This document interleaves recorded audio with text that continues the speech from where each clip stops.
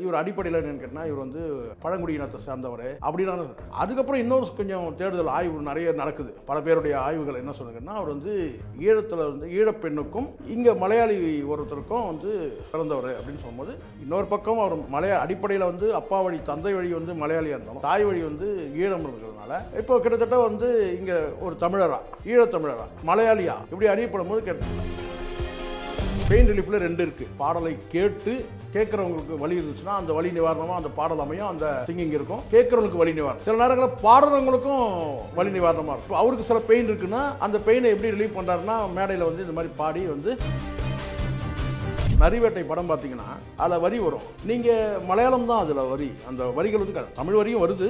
But அது பாடினது வந்து கேட்டால் அவர் அந்த தமிழில் மொழியாக்கம் பண்ணி தான் பாடிக்கிறார். மலையாளத்துலேயும் வந்து வருங்க. அந்த வரிகளை நீங்கள் பார்த்தாலே நம்ம கன்ஃபார்ம் பண்ணிக்கலாம் இது வேடன் தான்ன்ற அந்த மாதிரியான வரிகள் பழங்குடி மக்களுடைய வழிகளை சொல்கிற மாதிரி இருக்கும். ஒடுக்கப்பட்ட மக்களுடைய வழிகளை சொல்லக்கூடிய ஒரு வழிகளை சொல்லக்கூடிய பாடலை பாடக்கூடிய ஒரு ராப் சிங்கர் வேடன். இப்போ இவரை ஏன் எதிர்க்கிறாங்கன்னு கேட்டீங்கன்னா, இவர் செய்யக்கூடிய புரட்சியை வந்து ஏற்படுத்திடுமோ இதனால மக்கள்கிட்ட. இது இவருக்கு மட்டுமே இல்லை, கடந்த காலத்தில் யாரெல்லாம் அவங்க வந்து புரட்சி மேடையில் பேசினாலும் சரி இவர் பாடலாக பாடுறாரு. பேசுகிறவங்களுக்கு என்ன நடக்கும்? பேசுகிறவங்களுக்கும் மரணம் தான் பரிசாக கிடைக்கும். இந்த வேடன் வந்து இப்போன்னு கேட்டால் முழுக்க ஒரு ஆயுதம் இல்லாத புரட்சி பேசக்கூடிய ஒரு மனிதராக தான் இருக்கார். சமூக புரட்சி பேசுகிறாரு. அப்போ அவர் வந்து இந்த ஆதிக்க சக்திகள் அதிகார வர்க்கம் என்ன சொல்லி கேட்டால் கஞ்சா வழக்கு, அதுக்கப்புறம் ஏதோ பெண்கள்கிட்ட தவறாக வந்துட்டாருன்னு சொல்லிட்டு அப்படி இருக்குன்னா அதுக்கு அவர் பொது மன்னிப்பும் கேட்டிருக்காரு. அது அங்கே என்ன நடந்தது, எந்த சூழலில் எப்படி நடந்தது சொல்ல முடியாது. அதுக்கு அவர் மன்னிப்பும் கூட கேட்டிருக்கிறாரு. இப்படி வந்து அடுத்தடுத்த கட்டமாக கேட்டால் அவர் ஏதாவது ஒரு குறுகிய வட்டத்தில் அடைப்பாங்க. ஒருவேளை வந்து நீங்கள் வந்து வேடனே நீங்கள் சொல்கிறாங்க, சில பேர் வேடன் கொல்லப்படுவார் அப்படிலாம் சொல்கிறாங்களே, வேடனே கொன்னால் கூட விட்டோம் அந்த பாடல் உயிரோடு இருக்கும். இதுதான் இங்கே இருக்குது ரொம்ப முக்கியம்.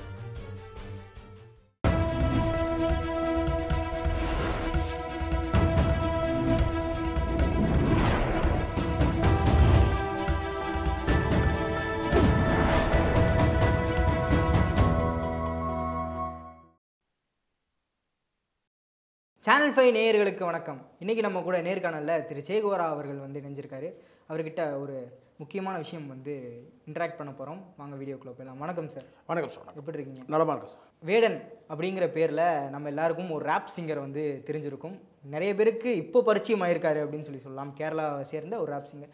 அவர் மேலே தொடர்ந்து நிறைய கான்ட்ரவர்சிஸ் இப்போது நிறையா பில்ட் ஆகிருக்கு.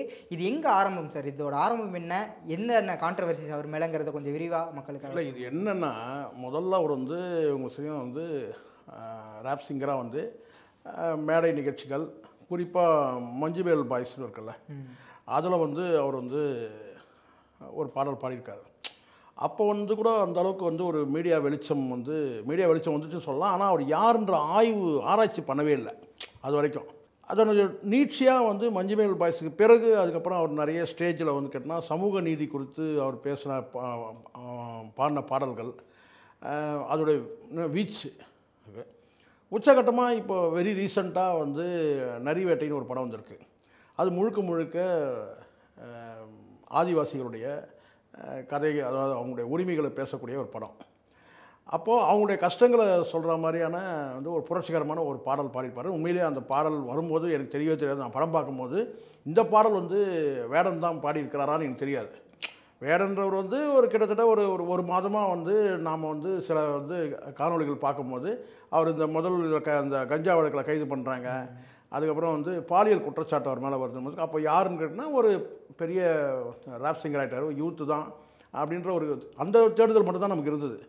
அதுக்கப்புறம் வந்து அரசு அவர் மேலே வந்து ஏன் குறி வைக்கணும் அப்படின்னு சொல்லி பார்க்கும்போது இவர் அடிப்படையில் என்னென்னு கேட்டால் இவர் வந்து பழங்குடியினத்தை சார்ந்தவர் அப்படின்னா அதுக்கப்புறம் இன்னொரு கொஞ்சம் தேடுதல் ஆய்வு நிறைய நடக்குது. பல பேருடைய ஆய்வுகள் என்ன சொல்லுங்கன்னா அவர் வந்து ஈழத்தில் வந்து ஈழப்பெண்ணுக்கும் இங்கே மலையாளி ஒருத்தருக்கும் வந்து பிறந்தவர் அப்படின்னு சொல்லும்போது, அப்போ ஈழத்தோட தொடர்பு வந்து ஈழத்தோட ரத்தம் தான்ற மாதிரி இங்கே தெரிஞ்ச உடனே அது இன்னும் கொஞ்சம் ஸ்பார்க் அதிகமாகுது.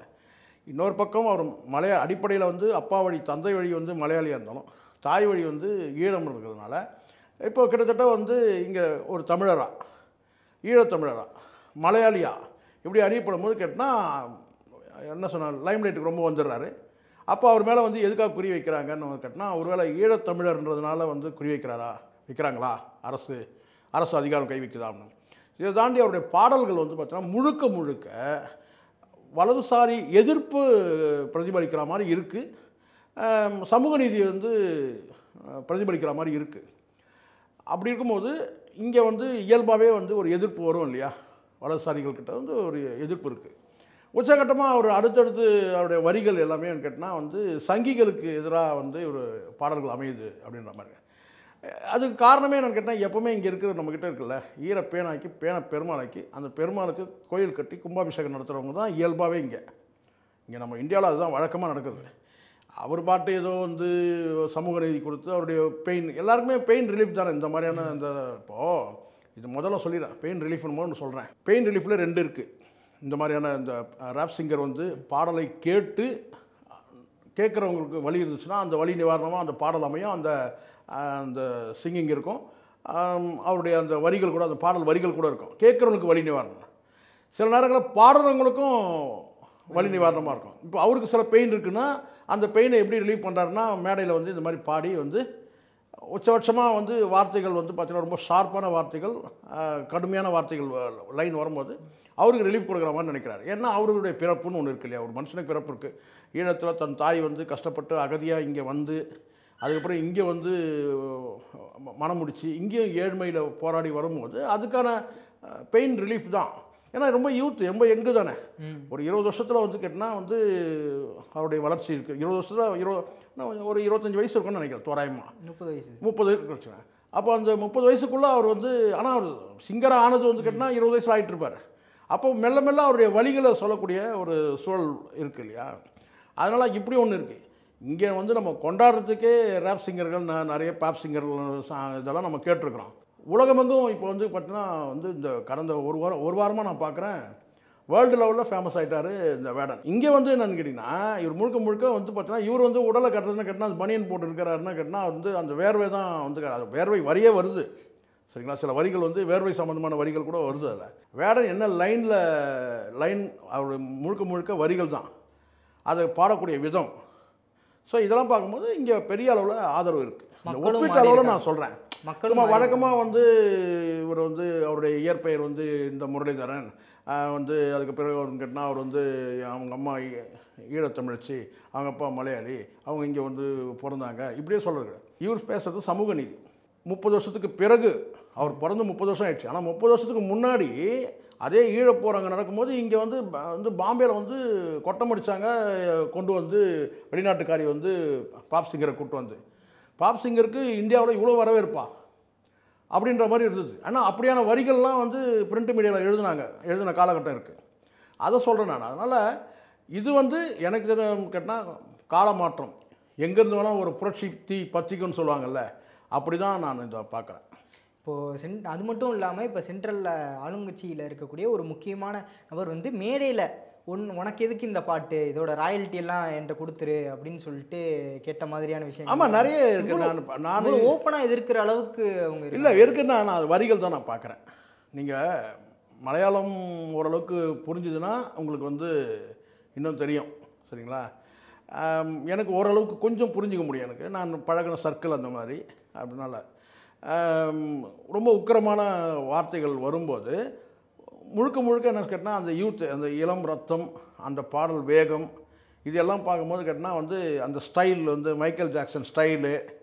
ஸோ இதெல்லாம் பார்க்கும்போது இளைஞர்களுக்கு வந்து சூடேற்றுற மாதிரி இருக்குது. இளைஞர்களுக்கு குறிப்பாக, நான் இளைஞர்கள் மட்டுமே சொல்ல, உணர்வு உள்ளவர் அத்தனை பேருக்குமே சொல்ல, இளைஞர்கள் நான் எது சொன்னால் வந்து அந்த இளம் ரத்தம் உள்ளவங்களும் சொல்கிறேன். ஆனால் இப்போ அங்கே கூட்டத்தை பார்க்கும்போது பார்த்திங்கன்னா வயது வித்தியாசம் இல்லாமல் கூட்டம் வருது. அப்போது முழுக்க முழுக்க வலி நிவாரணம் அவர் பாடக்கூடியதுன்னு கேட்டால் நாட் ஓன்லி ஈழ பிரச்சனையை மட்டும் பேசுகிறாரு அப்படின்னு சொல்ல, ஈழத்தில் அவருக்கு வரவேற்பு இருக்குது, அது வேறு விஷயம். அவர் ஈழத்தமிழராக வந்து அவரை வரவேற்கிறாங்க. அங்கே அவர் பாடக்கூடிய அந்த கச்சேரிகள் வந்து அந்த ஸ்டேஜ் ப்ரோக்ராமுக்கு வந்து பெரிய கூட்டம் வரலாம், அதெல்லாம் வேறு. ஆனால் முழுக்க முழுக்க உலகம் முழுவதும் இருக்கிற அந்த ஈழத்தமிழராக இருக்கட்டும் அல்லது வந்து கேட்டால் வந்து மலையாளம் பேசக்கூடிய மக்களாக இருக்கட்டும், எல்லோருடைய பார்வையும் கேட்டால் வேடன் மீது இருக்குது. அதுக்கு காரணம் கேட்டால் அவர் பாடல் வரிகளில் இருக்கக்கூடிய அந்த வலி நிவாரணத்துக்கு தான் பார்க்குறாங்க. மற்றபடி பொழுதுபோக்குறதுக்காகனா அது வேறு நிகழ்ச்சி. நிறைய பாப் சிங்கர் இருக்கிறாங்க இங்கே பொழுதுபோக்குறதுக்கு. ஆனால் வேடனை வந்து ஒரு பொழுதுபோக்கியாக நம்ம பார்க்க முடியாது. முழுக்க முழுக்க கருத்தியல், உணர்வு ரீதியான பிரச்சனைகளை அவர் வந்து அந்த வரிகளை பேசும்போது அப்போ அந்த எதிர்பார்ப்பு கூடுதலாகுது. நீங்கள் இந்த நரிவேட்டை படம் பார்த்தீங்கன்னா அதில் வரி வரும். நீங்கள் மலையாளம் தான் அதில் வரி, அந்த வரிகள் வந்து தமிழ் வரியும் வருது. பட் அது பாடினது வந்து கேட்டால் அவர் அந்த தமிழில் மொழியாக்கம் பண்ணி தான் பாடியிருக்காரு. மலையாளத்துலேயும் வந்து வருங்க. அந்த வரிகளை நீங்கள் பார்த்தாலே நம்ம கன்ஃபார்ம் பண்ணிக்கலாம் இது வேடன் தான்ற மாதிரி. அந்த மாதிரியான வரிகள் இருக்கும். பழங்குடி மக்களுடைய வழிகளை சொல்கிற மாதிரி இருக்கும். ஸோ அதனால் இது ஒட்டுமொத்தமாக ஒரு காம்போ தான். ஏன்னு கேட்டால் ஈழத்தமிழர் பிரச்சனை மட்டுமே சொல்ல, ஒடுக்கப்பட்ட மக்களுடைய பிரச்சனை மட்டும் இல்லை, சமூக நீதி பிரச்சனை மட்டும் இல்லை, எல்லாத்தையும் கலந்து அவர் வந்து அந்த வேகத்தோடு கொடுக்கும்போது மக்கள்கிட்ட வந்து ரீச் ஆகுது. பெரிய அளவில் நான் சொல்கிறதுக்கு வந்து சாதாரண மக்கள்கிட்ட மட்டுமே இல்லாமல் ஒட்டுமொத்த வந்து வந்து உலகத்தில் வாழக்கூடிய அத்தனை மக்களும் கேட்டால் தமிழர்கள் மட்டுமே இல்லை, ஒடுக்கப்பட்ட மக்கள் அத்தனை பேருக்கும் வந்து பார்த்திங்கன்னா இவருடைய பாடல்கள் வந்து போய் ரீச் ஆகுதுன்றது தான். இவ்வளோ எதிர்பார்ப்பு இருக்குது அப்படின்னு சொல்லிட்டு சொன்னீங்க சார். இந்த எதிர்பார்ப்பு தான் அங்கேருந்து வரக்கூடிய அந்த எதிர்ப்புக்கு காரணமா அப்படிங்கிற ஒரு கேள்வி வந்து இருந்தது. பயப்படுறாங்களா அவரை பார்த்து? பயப்படுறதுனா இங்கே வந்து இப்போ சார் யார் வந்து பயப்படணும்? உலகம் முழுவதும் நான் சொன்னேன். இங்கே இந்தியாவில் வந்து கேட்டால் ஒடுக்கப்பட்ட மக்களுடைய வழிகளை சொல்லக்கூடிய ஒரு ஒரு வழிகளை சொல்லக்கூடிய பாடலை பாடக்கூடிய ஒரு ராப் சிங்கர் வேடன். இப்போ இவரை ஏன் எதிர்க்கிறாங்கன்னு கேட்டிங்கன்னா, இவர் செய்யக்கூடிய ஏதாவது ஒரு புரட்சியை வந்து ஏற்படுத்திடுமோ இதனால் மக்கள்கிட்ட. இது இவருக்கு மட்டுமே இல்லை, கடந்த காலத்தில் யாரெல்லாம் வந்து புரட்சி மேடையில் பேசினாலும் சரி, இவர் பாடலாக பாடுறாரு. பேசுகிறவங்களுக்கு என்ன நடக்கும்? பேசுகிறவங்களுக்கும் மரணம் தான் பரிசாக கிடைக்கும். பாடினாலும் அதுதான் நிலைமை. அதனால தான் எல்லாம் சொல்ல கேட்டால் வந்து இவருக்கு வந்து உயிருக்கு ஆபத்து, வேடன் கொல்லப்படுவார் அப்படின்லாம் சொல்கிறாங்க இல்லையா? எந்த அடிப்படையில் சொன்னேன்னா, கடந்த கால வரலாறுகள் இருக்குல்ல. புரட்சி பேசின அத்தனை பேருமே கேட்டால் அது யாருன்னு எந்த சக்தியனாக இருக்கட்டும், ஆதிக்க சக்தி, அது ஆங்கிலேயனாக இருக்கட்டும் அல்லது வந்து சர்வாதிகாரத்தை வந்து பார்த்திங்கன்னா சர்வாதிகார சிந்தனையோடு செயல்படக்கூடிய எந்த ஆதிக்க நிர்வாகமாக இருந்தாலும் அவங்க வந்து கேட்டால் வந்து ஒரு சவாலான ஒரு நபராக தான் இந்த புரட்சியாளர்களை பார்ப்பாங்க.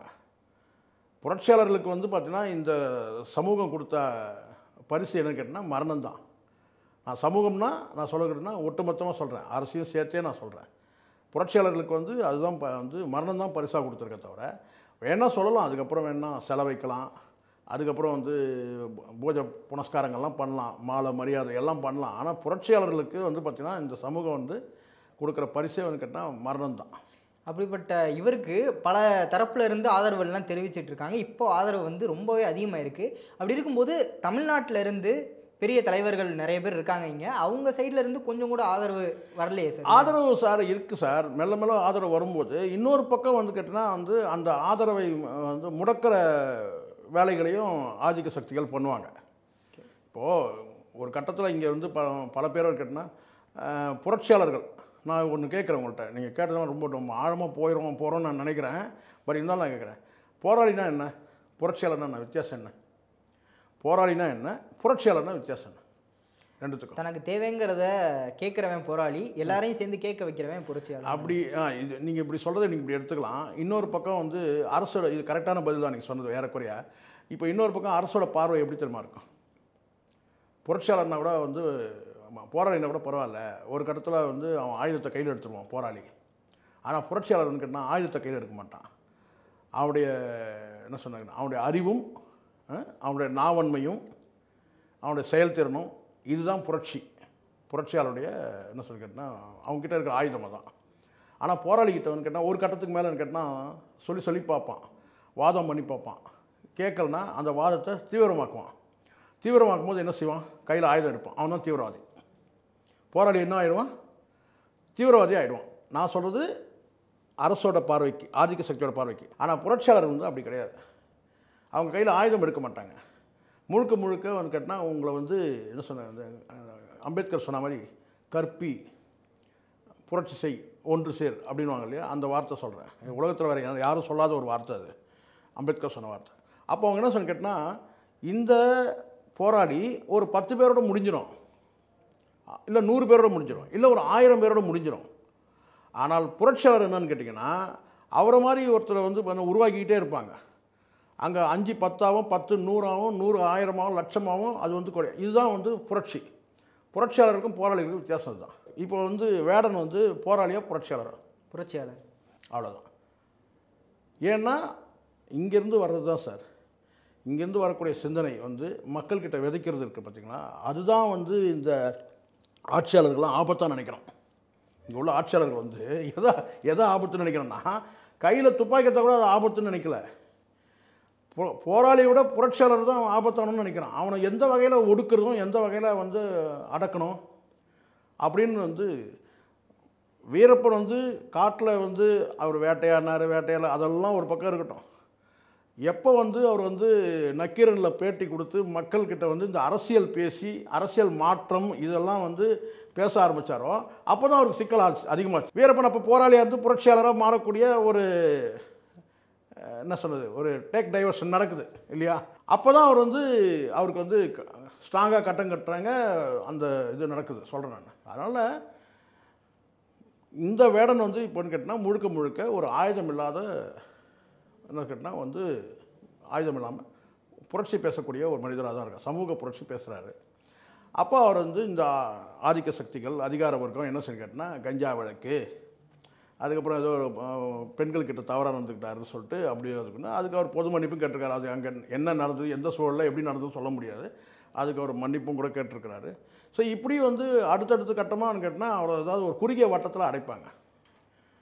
ஒரு சிலருக்கு வந்து பார்த்தீங்கன்னா நீண்ட காலம் ஆகும் அவங்கள முடக்கிறதுக்கு. குரலை எப்படி முடக்கிறது, அதுக்கு என்னென்ன செய்யணுமோ அத்தனையும் இந்த அதிகார வர்க்கம் செய்யும்.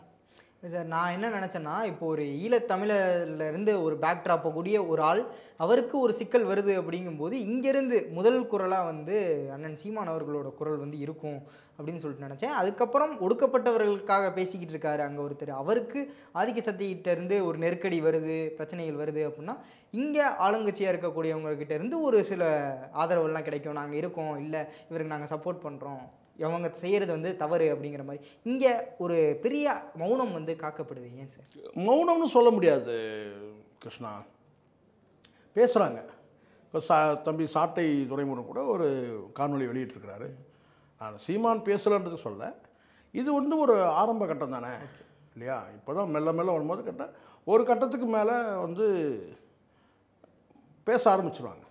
இப்போ யாரும் அரசியல்வாதிகள் யாருமே பேசவே இல்லை. ஆனால் சமூக நீதி பற்றி பேசும்போது கேட்டால் இங்கே இருக்கிற எல்லா அமைப்புகளும், நான் சொல்கிறது தமிழ் தேசியத்தை பேசக்கூடிய அமைப்புகள் மட்டுமே இல்லை, சமூக நீதிக்காக வந்து இங்கே வந்து என்ன சொல்கிற ரைட்ஸ் முழுமையாக வச்சுருக்கிற திராவிட இயக்கங்களும் பேசணும்ல. ஏன்னா அவர் வந்து ஈழ அரசியல் மட்டும் பேசுகிறார், சமூக நீதி அரசியல் பேசுகிறாரு. அப்படி இருக்கும்போது முழுக்க முழுக்க ஒடுக்கப்பட்ட மக்களுடைய வழியை பேசுகிறார் அப்படின்னா இங்கே இருக்கிற எல்லாருமே தான் குரல் கொடுக்கணும். அது இவர் சீமான் குரல் கொடுக்கல, இவர் வந்து திருமாவளவன் குரல் கொடுக்கல, ஒட்டுமொத்த எல்லாரும் தான் குரல் கொடுக்கணும். அது வந்து மெல்ல மெல்ல நடக்கும். இப்போ வந்து என்னென்னா இது ஒரு ஆரம்ப கட்டம் தான்.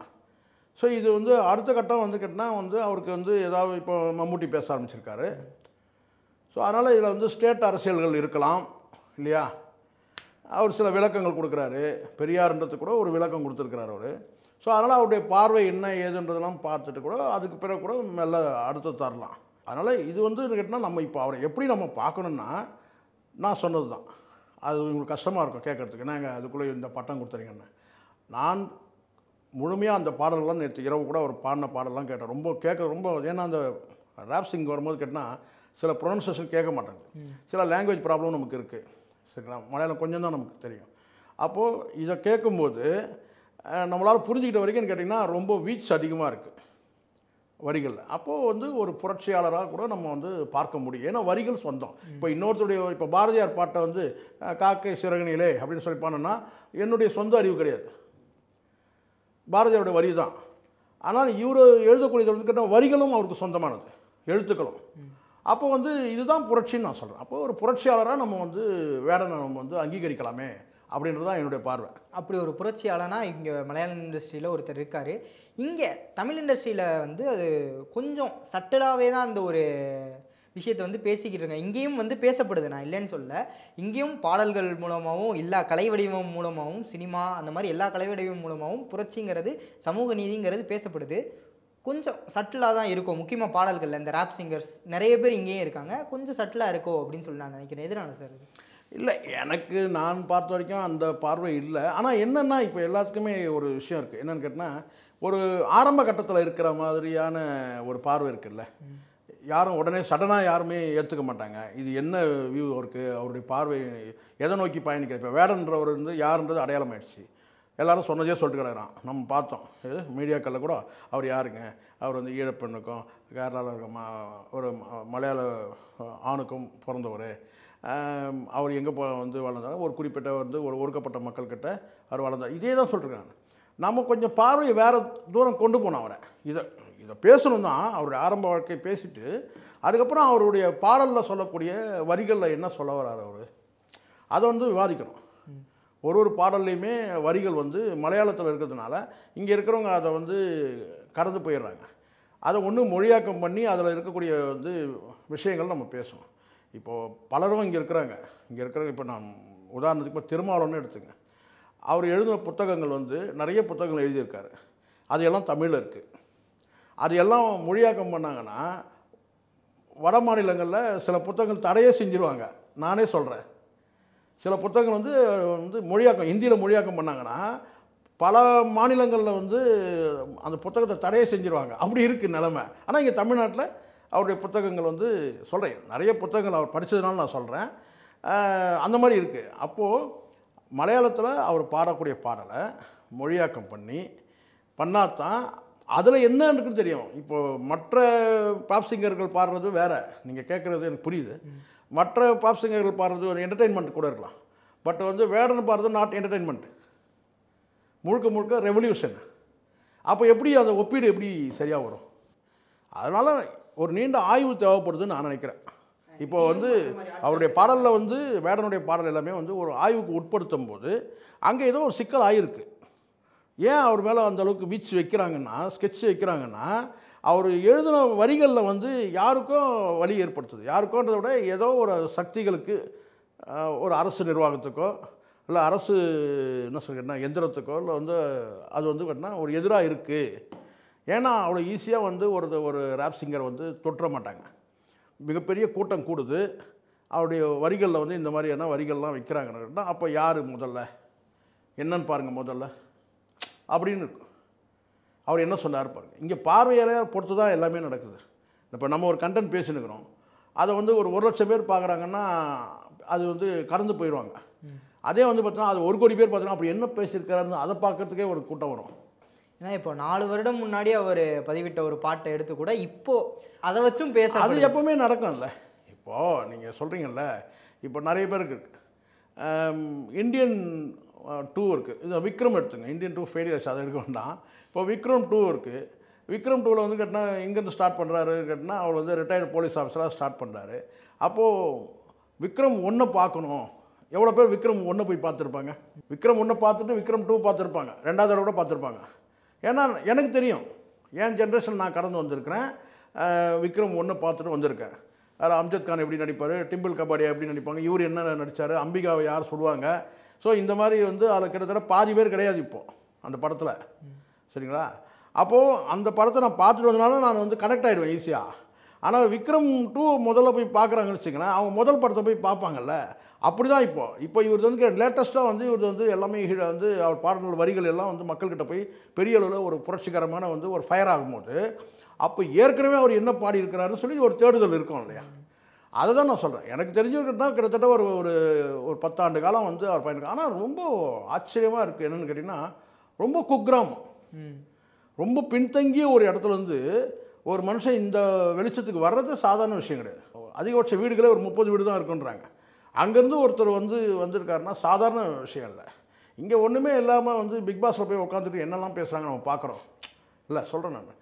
ஏன்னா இத்தனைக்கு எல்லா வசதிகளையும் எல்லா டெக்னாலஜிகளையும் பயன்படுத்திக்கிட்டு ஒருத்தர் வெளிச்சத்து வர்றது ரொம்ப ஈஸி. ஆனால் எந்த டெக்னாலஜியும் இல்லாமல் எந்த வளர்ச்சியும் இல்லாத ஒரு குக்கிராமத்தில் வந்து ஒருத்தர் வந்து இப்படி வந்திருக்கிறாருன்னா உண்மையிலே அது பாராட்டலாம். ஓகே சார், இப்போது அவருடைய நிலைமை வந்து என்னவா இருக்குது அப்படிங்கிறதே நிறைய பேருக்கு தெரியல. ஏன்னா பிரச்சனை இருக்குது, போய்கிட்டு இருக்குது அப்படின்னு தெரியும். இப்போது என்ன நிலைமை? நான் நினைக்கிறேன் அவர் கடந்துட்டாருன்னு நான் நினைக்கிறேன். ஒரு எல்லையை கடந்துட்டாருன்னு நினைக்கிறேன் வேடன். ஏன்னா இப்போ உலகம் முழுவதும் அவருக்கு வந்து வரவேற்பு இருக்குது. நான் தான் சொன்னேன், ஒடுக்கப்பட்ட மக்கள் வந்து ஏதோ இங்கே மட்டும் தான் இருக்கிறாங்க, கேரளாவில் இருக்கிறாங்க, தமிழ்நாட்டில் இருக்கிறாங்க, இந்தியாவில் இருக்கிறாங்களே, உலகம் முழுவதும் வந்து ஒடுக்கப்பட்ட மக்கள் இருக்கிறாங்க. ஒரு எல்லையை கடந்துட்டாங்கன்னா அதுக்கப்புறம் அவங்கள தொட மாட்டாங்க, ஜென்ரலாகவே சொல்கிறேன். ஏன்னா இப்போ நீங்கள் கார்ல் மார்க்ஸ் வந்து கஷ்டங்கள் நிறையா அனுபவித்தார். ஒரு கட்டத்தில் வந்து அவர் வந்து இல்லாமல் போனால் கூட இன்றைக்கும் வந்து 100 ஆண்டுகள் கடந்து கூட இன்றைக்கி வந்து அவரை வந்து பேசுகிறாங்கல்ல, புரட்சியாளருக்கு தான் அதான் அங்கே. ஒருவேளை வந்து நீங்கள் வந்து வேடனே நீங்கள் சொல்கிறாங்க சில பேர் வேடன் கொல்லப்படுவார் அப்படிலாம் சொல்கிறாங்களே, வேடனே கொன்னால் கூட பார்த்தீங்கன்னா அந்த பாடல் உயிரோடு இருக்கும். இதுதான் இங்கே இருக்குது ரொம்ப ரொம்ப முக்கியம். போராளிகள் மரணிச்சாங்கன்னா ஒன்றா செலவு வைப்பாங்க, ஒரு மாலை போடுவாங்க, அவ்வளோதான் அவ்வளோதான். அந்த வரலாறுகள் நினைவில் இருக்கிற வரைக்கும் இருக்கும், அவ்வளோதான். அந்த மக்கள் இருக்கிற வரைக்கும் அந்த வரலாறு நினைவில் இருக்கும், இல்லை அவங்க தலைமுறை பேசுவாங்க, அவ்வளோதான். ஆனால் புரட்சியாளர்கள் மட்டும் அந்த பாடல்கள் அப்படியே இருக்கும்ல, அந்த வரிகள் அப்படியே இருக்கும்ல. இப்போ பாரதியார் இல்லை சார், ஆனால் பாரதியார் பாடின பாட்டு இருக்குல்ல. இளையராஜா ஒருத்தர் வந்து பார்த்திங்கன்னா பாரதியார்னு ஒரு படம் எடுத்து இளையராஜா வந்து அந்த பாடலுக்கு மியூசிக் பண்ணுறாரு. அவர் எழுதும் அதே பாட்டையே வந்து வரியே வந்து பாடலாக பாடுறாரு. குரல் வேறு, ஏன் மெட்டு கூட கொஞ்சம் மாற்றிக்கலாம், ஆனால் வரி அதே வரிகள் தான் சொல்லுவார்ல சிவாஜி, வெதை நான் போட்டதுன்னு வரல. அந்த மாதிரி கேட்டினா வந்து தம்பி இவர் வேடன் பொறுத்த வரைக்கும் அந்த வரிகள் வந்து இருக்கும். வேடனே இல்லைனாலும் அந்த வரிகள் இருக்கும்ல. அப்போ அது யாரோ ஒருத்தன் பாடுவான்ல, ஒரு பெரிய புரட்சிக்கான விதை. அதுதான். இப்போ உங்களுக்கு புரிஞ்சிச்சிங்களா? புரட்சினா என்ன, போராளினா என்ன? ஆயுதத்தோட வலிமையானது பேனா. ஓகே சார், ரொம்ப சிறப்பாக சொன்னீங்க. பல கருத்துக்களை வந்து பகிர்ந்தமைக்கு மிக்க நன்றி சார். நன்றி சார்.